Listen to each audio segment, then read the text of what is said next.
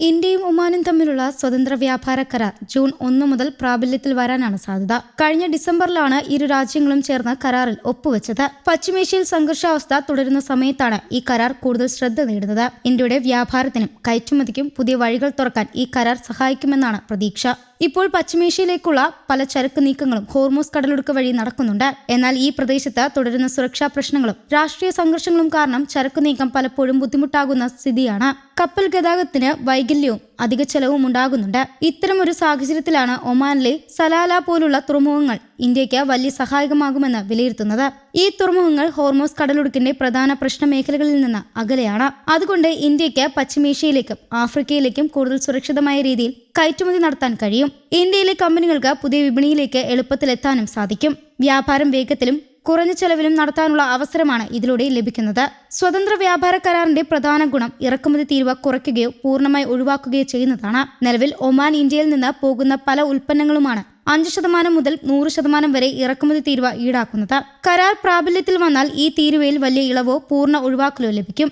Jewellery, തുണിത്തരങ്ങൾ, leather ഉൽപ്പന്നങ്ങൾ, ചെരുപ്പുകൾ, സ്പോർട്സ് ഗുഡ്സ്, പ്ലാസ്റ്റിക് ഉൽപ്പന്നങ്ങൾ, ഫർണിച്ചർ, കാർഷിക ഉൽപ്പന്നങ്ങൾ, മരുന്നുകൾ, വാഹനങ്ങൾ തുടങ്ങിയ നിരവധി ഇന്ത്യൻ ഉൽപ്പന്നങ്ങൾക്ക് ഇതിന്റെ ഗുണം ലഭിക്കും. ഇതോടെ ഇന്ത്യൻ ഉൽപ്പന്നങ്ങൾക്ക് ഒമാൻ വിപണിയിൽ കൂടുതൽ മത്സരം ചെയ്യാൻ കഴിയും. വില കുറഞ്ഞാൽ അവിടെ ഉപഭോക്താക്കൾക്ക് ഇന്ത്യൻ ഉൽപ്പന്നങ്ങൾ കൂടുതൽ ആകർഷകമാകും. അതുപോലെ ഒമാനിൽ നിന്ന് ഇന്ത്യയിലേക്കുള്ള പല ഉൽപ്പന്നങ്ങളും ഇന്ത്യൻ തീരുവ ഇളവ് നൽകും.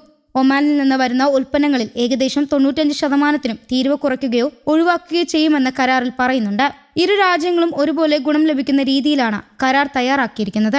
വ്യാപാരത്തിനൊപ്പം സേവന മേഖലയ്ക്കും ഈ കരാർ വലിയ പ്രാധാന്യം നൽകുന്നു. ഒമാനിലെ പ്രധാന സേവന മേഖലകളിൽ 100% വിദേശ നിക്ഷേപത്തിന് അവസരം നൽകുന്നതാണ് ശ്രദ്ധേയമായ കാര്യം. ഇതിലൂടെ ഇന്ത്യൻ കമ്പനികൾക്ക് ഒമാനിൽ നേരിട്ട് നിക്ഷേപിക്കാനും അവിടെ സ്വന്തം ബിസിനസ്സുകൾ വികസിപ്പിക്കാനും കൂടുതൽ അവസരം ലഭിക്കുന്നു.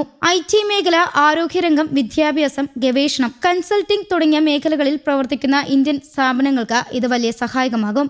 ഇന്ത്യൻ കമ്പനികൾക്ക് ഒമാനിൽ ശാഖകൾ ആരംഭിക്കാനും പുതിയ തൊഴിലവസരങ്ങൾ സൃഷ്ടിക്കാനും എളുപ്പമാകും. ഇന്ത്യയിൽ നിന്ന് ഒമാനിലേക്ക് ജോലി ആവശ്യത്തിനായി പോകുന്ന വിദഗ്ധർക്കും ഈ കരാർ വലിയ ആശ്വാസമാകും. നിലവിൽ കരാർ അടിസ്ഥാനത്തിൽ സേവനം നൽകാൻ പോകുന്നവർക്ക് അവിടെ 90 ദിവസം മാത്രമാണ് താമസിക്കാൻ അനുമതിയുള്ളത്. പുതിയ കരാർ വന്നാൽ ഈ കാലാവധി 2 വർഷമായി ഉയരും. ആവശ്യമെങ്കിൽ അത് വീണ്ടും 2.5 വർഷം കൂടി നീട്ടാനും സാധിക്കും. IT വിദഗ്ധർ, ഡോക്ടർമാർ, അധ്യാപകർ, ഗവേഷകർ, കൺസൾട്ടന്റുമാർ തുടങ്ങിയ നിരവധി മേഖലയിൽ ജോലി ചെയ്യുന്ന ഇന്ത്യക്കാർക്ക് ഇത് ഗുണകരമാകും. കൂടുതൽ കാലം ജോലി ചെയ്യാനും സ്ഥിരതയോടെ പ്രവർത്തിക്കാനും അവർക്ക് അവസരം ലഭിക്കും. ഇതോടെ ഇന്ത്യയിൽ നിന്ന് കൂടുതൽ പ്രൊഫഷണലുകൾ ഒമാനിലേക്ക് പോകാൻ സാധ്യതയുണ്ട്.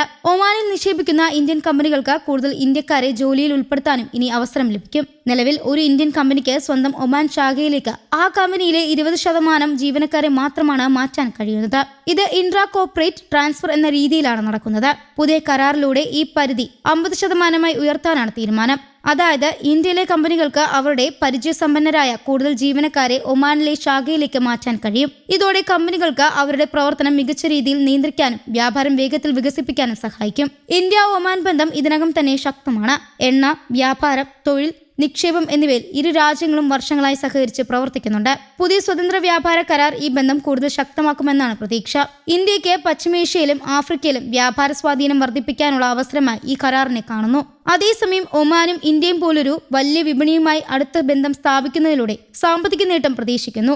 ആഗോളതലത്തിൽ സാമ്പത്തിക അനിശ്ചിതത്വം, രാഷ്ട്രീയ സംഘർഷങ്ങളും തുടരുന്ന സമയത്ത് ഇത്തരത്തിലുള്ള വ്യാപാര കരാറുകൾ രാജ്യങ്ങൾക്ക് വലിയ സഹായകമാണ്. പുതിയ വിപണികൾ, കൂടുതൽ നിക്ഷേപം, തൊഴിലവസരങ്ങൾ, സുരക്ഷിതമായ വ്യാപാര പാതകൾ എന്നിവ ഉറപ്പാക്കുന്നതിലൂടെ ഇന്ത്യയ്ക്കും ഒമാനും ഒരുപോലെ ഈ കരാർ ഗുണകരമാകുമെന്നാണ് വിലയിരുത്തൽ. News desk Kerala Kaumudi.